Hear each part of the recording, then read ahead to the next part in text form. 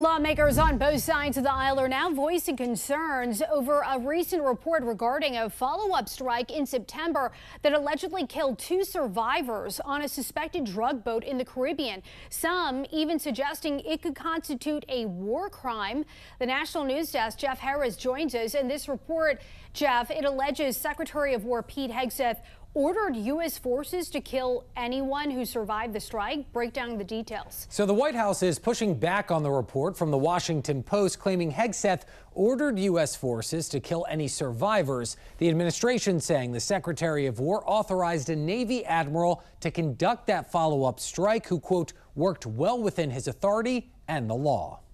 On Monday, the White House saying U.S. Navy Admiral Frank Bradley was working lawfully when ordering a follow-up second strike on an alleged drug boat in the Caribbean Sea on September 2nd. Admiral Bradley worked well within his authority and the law, directing the engagement to ensure the boat was destroyed and the threat to the United States of America was eliminated. White House Press Secretary Caroline Leavitt pushing back on a recent report from the Washington Post, claiming Hegseth gave a spoken directive for that second strike, allegedly killing 2 survivors. The report reading in part, the Special Operations Commander overseeing the attack ordered a second strike to comply with Hegseth's instructions. 2 people familiar with the matter said the 2 men were blown apart in the water. In response to the allegations, lawmakers on both sides of the aisle voicing concerns over the follow-up strike, some even suggesting it could be a war crime. If that reporting is true, it's a clear violation of the DOD's own laws of war, as well as international laws about the way you treat people who are in that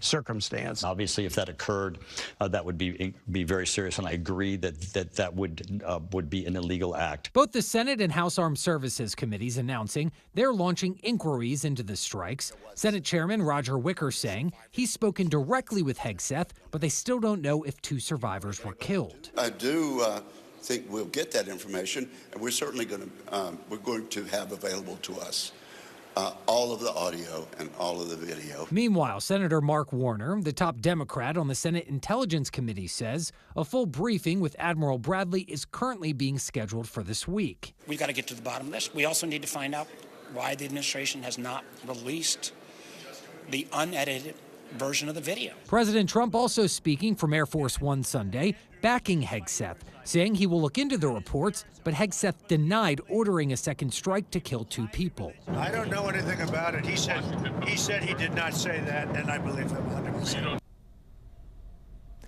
Now, seemingly in response to the Post story, Hegseth took to social media on Friday, calling the report, quote, fabricated and derogatory, adding the current operations in the Caribbean are lawful under both U.S. and international law, with all action in compliance with the law of armed conflict. Reporting for the National News Desk, I'm Jeff